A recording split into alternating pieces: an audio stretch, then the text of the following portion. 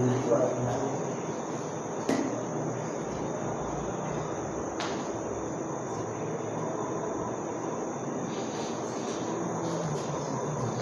हम बात करते हैं कक्षा 10 प्रश्नावली 12.1 प्रश्न क्रमांक 1 के ऊपर। पहला प्रश्न हमारा क्या दिया हुआ है, प्रश्न देखिए। प्रश्न आपके सामने जो लिखा हुआ है वो कुछ इस टाइप से है, जिसमें दो वृत्तों की त्रिज्याएं क्रमशः है 19 सेंटीमीटर और 9 सेंटीमीटर है। उस वृत्त की त्रिज्या ज्ञात कीजिए जिसकी परिधि जो है इन दोनों वृत्तों की परिधि के योग के बराबर है। ऐसा आपको बोला गया है और दिया हुआ है। देखते हैं किस टाइप से प्रश्न होने वाला है। दो वृत्तों की त्रिज्या आपको दी हुई है। मैं मान लेता हूं कि मेरे पास जो है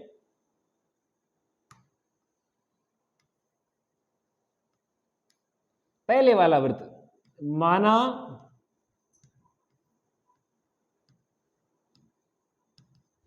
पहले वृत्त की त्रिज्या, माना पहले वृत्त की त्रिज्या, उसके पश्चात हम लिखने वाले दूसरे वृत्त की त्रिज्या, दूसरे वृत्त की त्रिज्या। दो वृत्त अलग अलग है, पहले वाले को R1 लिख देते हैं, दूसरे वाले को R2 लिख देते हैं। R1 आपके पास में दिया हुआ है, R2 भी आपके सामने दिया। R1 और R2 दोनों वैल्यू लिखने के बाद अब हमें क्या दिया हुआ है वो भी देख लेते हैं। उस वृत्त की, यानी एक तीसरा और वृत्त बनता है, उस वृत्त की त्रिज्या ज्ञात करनी है, रेडियस ज्ञात करनी है आपको, जिसकी परिधि, यानी तीसरे वाले वृत्त की परिधि जो है वो इन दिए गए दोनों वृत्तों की परिधि के योग के बराबर है। तो अकॉर्डिंग टू क्वेश्चन, यानी प्रश्न अनुसार क्या लिखेंगे, ऐसा कह सकते हैं, ये मेरे पास दो अलग अलग वृत्ताकार भाग दिए गए थे। एक की रेडियस जो है ये दूसरे की रेडियस है। इन दोनों के पास में आपके पास इन दोनों की परिधि होगी, कुछ ना कुछ सर्कमफ्रेंस होगी। एक तीसरा सर्कल और बनाया जाता है, इस तीसरे वाले थर्ड वाले सर्कल की परिधि जो है इन दोनों की परिधि के योग के बराबर है। किस टाइप से, प्रश्न अनुसार आपको दिया हुआ है, बड़े वृत्त की परिधि किसके बराबर है, पहले वृत्त की परिधि, पहले वृत्त की परिधि जो फर्स्ट वाला सर्कल है उसकी सर्कमफ्रेंस प्लस दूसरे वृत्त की परिधि। दोनों के दोनों जो छोटे वाले सर्कल है आपके पास, उन दोनों की परिधि को जोड़ देते हैं। पहले वाला देखो, बड़े वाले वृत्त की परिधि हो जाएगी 2 पाई r होता है। r को देखो, r मैंने कैपिटल R मान लिया। अगर सर्कल बड़ा है, वृत्त बड़ा है, तो उसकी त्रिज्या को मैंने थोड़ा बड़ा मान लिया, केवल कैपिटल R। पहले वाले वृत्त की परिधि का फॉर्मूला होता है 2 पाई r होता है। वैसे तो यहाँ r को मैंने R1 लिखा है तो R1। सेकेंड वाला सर्कल है उसके लिए 2 पाई R2, तो यहाँ मैं कह सकता हूँ 2 पाई कॉमन आ रहा है, R1 प्लस R2। इधर लिखा है 2 पाई R, 2 पाई से 2 पाई कैंसिल, केवल ये बचा R। रेडियस जो है वो आ जाएगी R1 प्लस R2। अब आपके पास में चाहे सर्कल 2 हो, 3 हो, 5 और 50 हो, कितने भी सर्कल दिया हो, आपको ऐसा पूछा है कि बनने वाले बड़े वाले वृत्त की जो परिधि है छोटे वाले वृत्तों की परिधि के योग के बराबर है। उस स्थिति में केवल एक ही काम करना है, और वह काम कौन सा है कि बड़े वाले की जो त्रिज्या आएगी वो त्रिज्या वही होगी, बाकी की जो त्रिज्या है उनको जोड़ दो आप। केवल R1 का मान आपके पास में 19 दिया हुआ है, R2 का मान 9 दिया हुआ है, 19 प्लस 9 ये आ जाएगा 28 सेंटीमीटर। यही आपके पास इस पहले वाले प्रश्न का फाइनल आंसर है। एकदम छोटा सा है, ध्यान रखें प्रश्न की लैंग्वेज के बारे में, उसके अलावा कोई दिक्कत नहीं आएगी। आपके पास एकदम छोटा सा क्वेश्चन दिया हुआ है, सेम इसी टाइप से, कोई चेंज नहीं है, इसी टाइप का चेंज किस टाइप से लिखा हुआ है, क्या कुछ प्रश्न है, देखते हैं सेकंड क्वेश्चन।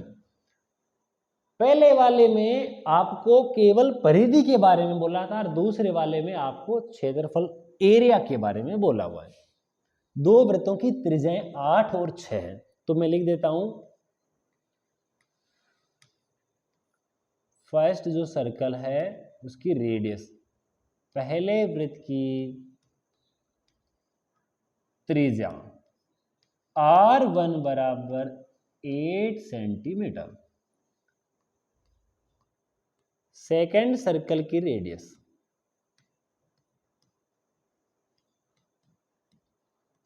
दूसरे वृत्त की त्रिज्या R2 जो है 6 सेंटीमीटर। अकॉर्डिंग टू क्वेश्चन, प्रश्न अनुसार,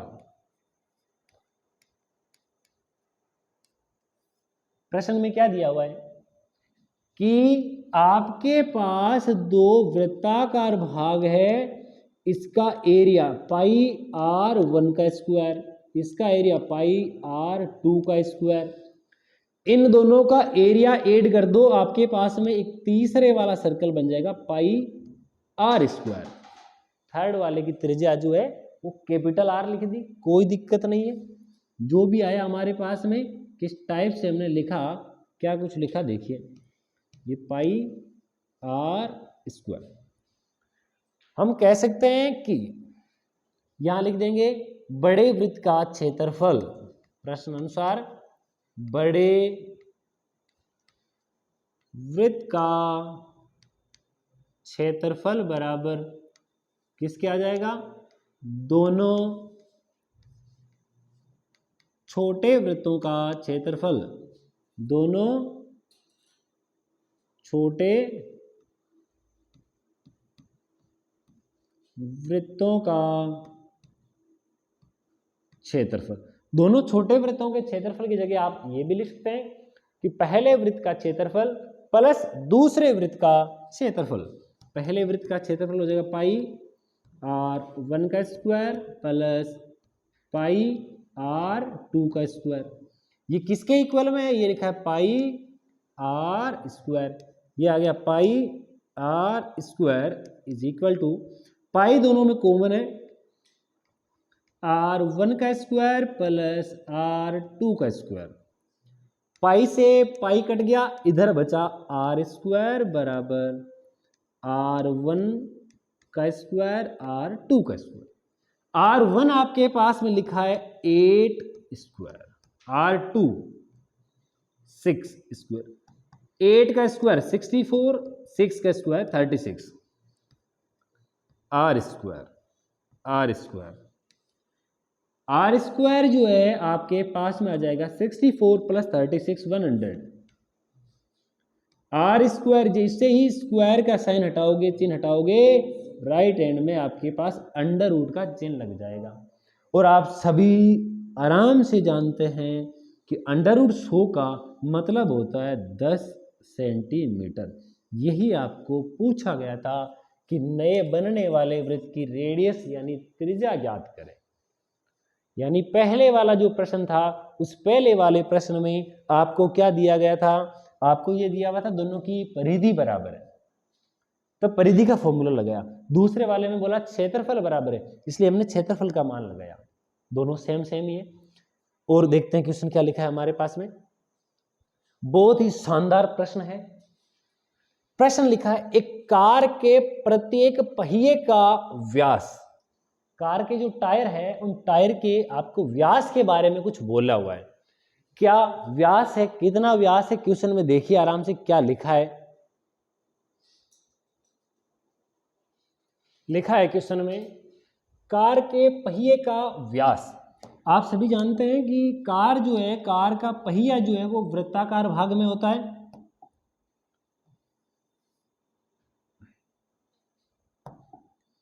ये मान लिया किसी कार जो है, किसी कार का टायर है, पहिया है।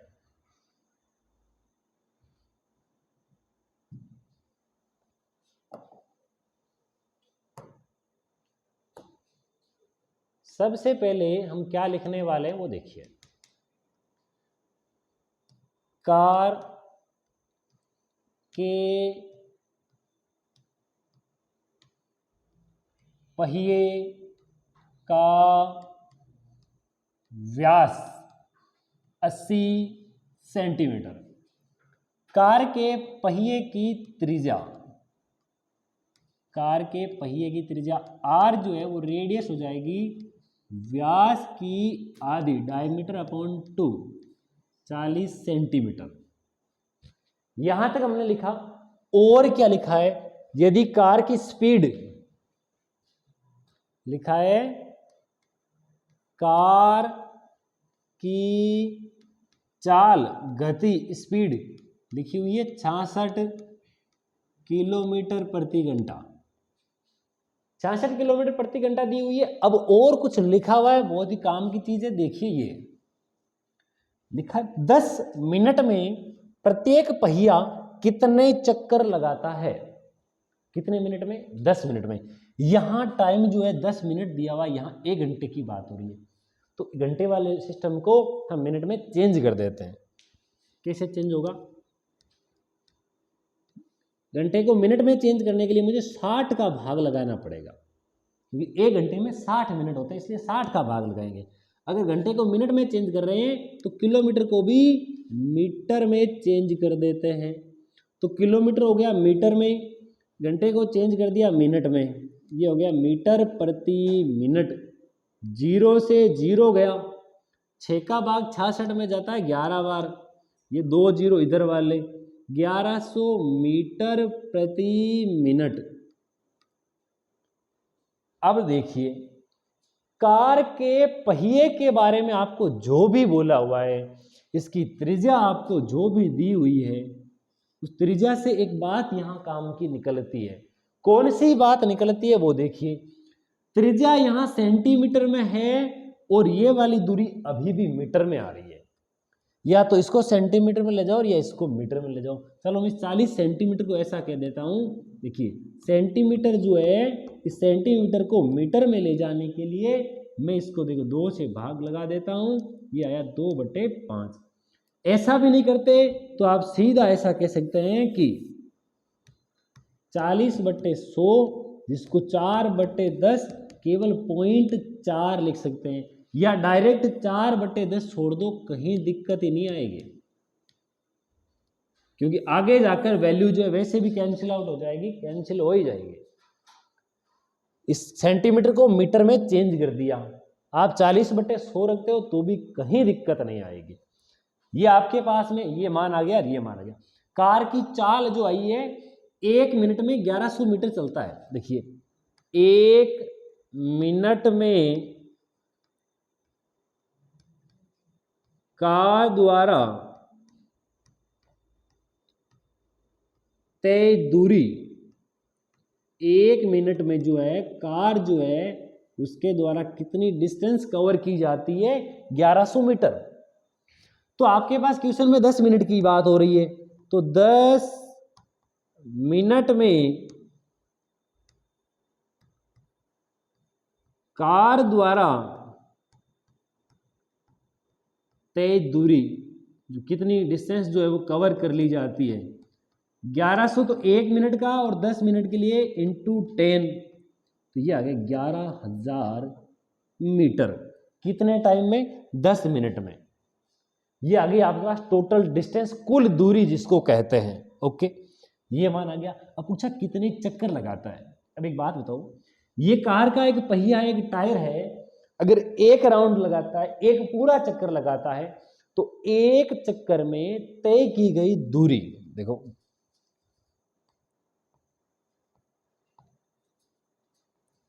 पहिए द्वारा एक चक्कर में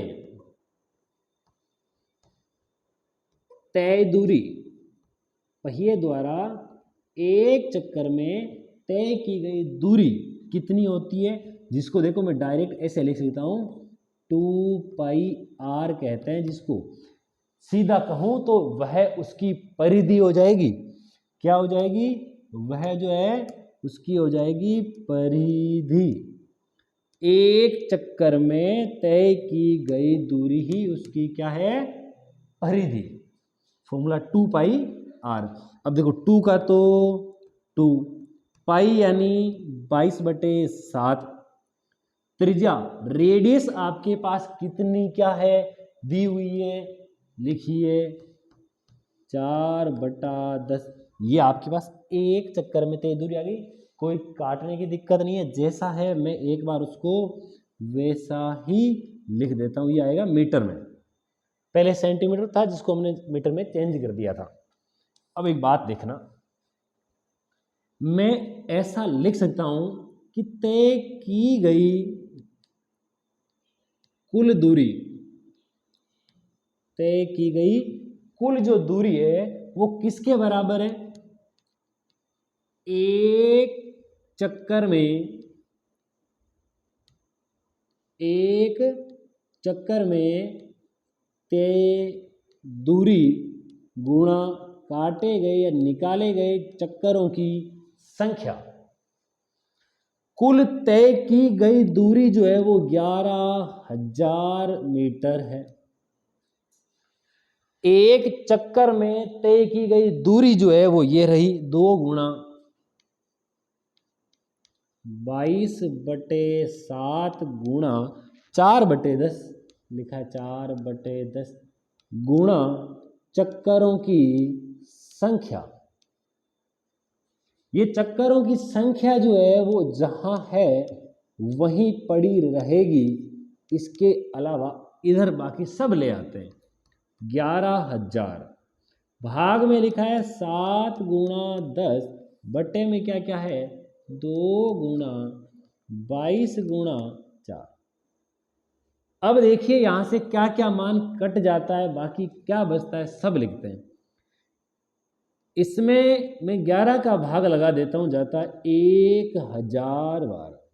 इसमें 11 का भाग जाता है 2 बार। अब 2 गुणा 2 कितना हो गया 4। इस 4 का भाग लगाता हूं, इस 1000 में जाता है 250 बार, गुणा 7 गुणा 10 बट्टे में केवल और केवल बचा 4। उधर आपके पास काटे गए चक्करों की संख्या हो जाएगी। अब 250 को 10 से गुणा करोगे आ जाएगा 2500 गुणा 7 बट्टे में 4। ये आ गई निकाले गए चक्करों की संख्या। यहां से जैसे ही कैलकुलेशन करते हैं हमारे पास वैल्यू आएगी निकाले गए चक्करों की संख्या। कैलकुलेशन आप स्वयं कर सकते हैं, लगभग जो है आपके पास में 9000 के आसपास जो है वो निकल के आएंगे। चेक कर लेते हैं, चाहे 2500 में 4 का भाग लगा देते हैं। सबसे पहले जाता है 6 बार, बच गया 1। 10 में कितनी बार जाता है 2 बार, 5 बार। अब 625 को आप 7 से गुणा कर ले, जो भी आंसर आता है आपके पास जितना भी ये आपके पास में फाइनल आंसर आ जाएगा। ये थी चक्करों की संख्या। ये प्रश्न था, सेकंड लास्ट प्रश्न था एक्सरसाइज 12.1 का। एक छोटा सा नॉर्मल सा एक लाइन का क्वेश्चन है, वो भी देख लेते हैं। आज का अंतिम प्रश्न होगा ये। अपने उत्तर के बारे में कुछ बताना। एक वृत्त का परिमाप, यहां लिख देता हूं, वृत्त का परिमाप। अरे वृत्त का परिमाप नहीं होता, उसको हम अपनी भाषा में सर्कमफ्रेंस ऑफ सर्कल, वृत्त की परिधि कहते हैं। ये संख्यात्मक रूप से किसके बराबर है, वृत्त के क्षेत्रफल के बराबर है। देखो परिमाप और क्षेत्रफल बराबर है। वृत्त का क्षेत्रफल, परिमाप होता है 2πr, क्षेत्रफल होता है πr²। पाई से पाई कैंसिल, इधर आया 2r और राइट हैंड में r²। ऐसी कोई भी वैल्यू बताओ जिसको 2 से गुणा करने पर वही आंसर आता है जो कि उसका स्क्वायर होता है। पूरे नंबर सिस्टम में, पूरी संख्या पद्धति में ओनली एक ही नंबर होता है 2, जिसका डबल और उसका स्क्वायर दोनों सेम होता है। तो आपके पास तो 4 ऑप्शन है, 2 मात्रक, पाई मात्रक, 4 मात्रक, 7 मात्रक। अगर मैं पहले वाला ऑप्शन लेके चेक करूं तो 2 गुणा 2 हो जाए 4, 2 का स्क्वायर होता है 4, तो इसलिए R का मान ओनली यहां पर क्या पॉसिबल है, 2 यूनिट। ये था आपके इस प्रश्न का आंसर। ओनली एक ही प्रश्न बचा है, प्रश्न क्रमांक 3, वो हम आगे देखते हैं।